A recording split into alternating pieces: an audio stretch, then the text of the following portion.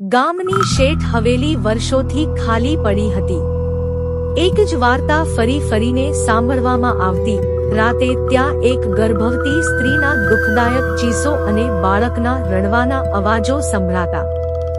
જેને પણ એ અવાજ સાંભળવા મળ્યો તે કંઈક અનિચ્છનીય દુર્ઘટનાનો શિકાર બન્યો. લોકો કહેતા કે હવેલીમાં એક શાપિત આત્મા વસે છે, જે પોતાના અણસફળ સંતાન માટે તરસી રહી છે. 3 મિત્ર રવિ, વિજય અને સુરેન્દ્ર ગામની આ કથાઓને હાસ્યાસ્પદ માનતા. એક રાત દારૂના નશામાં હિંમત સાબિત કરવા તેઓ હવેલીમાં જવાની શરત લગાવી. ભૂત પ્રેત કંઈ હોતું નથી, વિજય બેહોશપણે હસ્યો. તો ચાલ આજે એ ભૂત સાથે મુલાકાત કરીએ, રવિએ મજાકમાં કહ્યું. ભયને તોડવા માટે પહેલા એને સ્વીકારવો પડે, સુરેન્દ્ર ઉચક્યો. 3 બોટલ ઉચકતા હવેલીની તરફ ચાલ્યા. દરવાજા પર જાળીઓથી કાળા ઝાંખા પડદા લટકતા હતા. અંદર પ્રવેશતા જ એક ઊંઘેલું શમશાન જેવું મૌન છવાયેલું લાગ્યું. દૂર ભરાયેલી ફ્લોર પર જળચિહ્નો દેખાતા હતા, જાણે કોઈ તાજેતરમાં ત્યાં હલચલ કરી હોય. રવિએ એક ખૂણામાં સફેદ સાડીવાળી સ્ત્રી જોઈ. તે જમણી તરફ વળી ઘૂંટણીઓ સાથે બેઠેલી હતી અને બોલી, મારી મદદ કરો. ધીમો કરુણ અવાજ આવ્યો.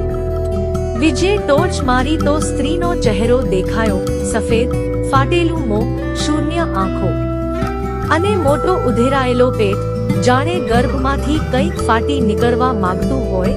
મારા બાળકને મારી સામે લાવો, સ્ત્રી અચાનક ગાજી. આખી હવેલી હચમચી ગઈ. વિજય ભાગવા લાગ્યો, પણ દરવાજો એકાએક બંધ. અંધકારમાં ભટકતા જ તેનો પગ એક કાટના ખૂણામાં પડ્યો. ત્યાં જ સુકાઈ ગયેલી હાડપિંજર જેવા હાડકાં પડ્યા હતા અને નાનકડા બાળકની અસ્થિઓ પણ હતી. રવિ કાંપતા બોલ્યો, તારે શું જોઈએ છે? ત્યારે ભૂતની બોલી, મને મારી સંતાન જોઈએ. તે જન્મી શક્યું ન હતું. તું મારું પુત્ર બન. સ્ત્રી વિજય પર તૂટી પડી. વિજય પાગલની જેમ બૂમ પાડી અને તેના શરીર પર લોહીથી હાથે લખાયેલા નિશાન ઊભા થઈ ગયા. એના ચીસો હવેલીમાં ગુંજતા જ રહ્યા અને એક ભયાનક મૌન છવાઈ ગયું. રવિ અને સુરેન્દ્ર હવેલીની બહાર પહોંચ્યા, પણ વિજય કદી પરત ન આવ્યો. તે હવેલીમાં જ અદૃશ્ય થઈ ગયો, જાણે જમીન ગળી ગઈ હોય.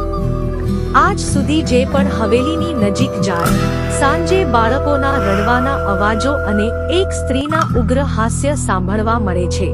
ગામવાસીઓ કહે છે કે વિજય હવેલીનો નવો વતનવાસી બની ગયો અને કોઈક દિવસ કોઈ બીજાને તેની જગ્યાએ ખેંચવા માટે રાહ જોઈ રહ્યો છે.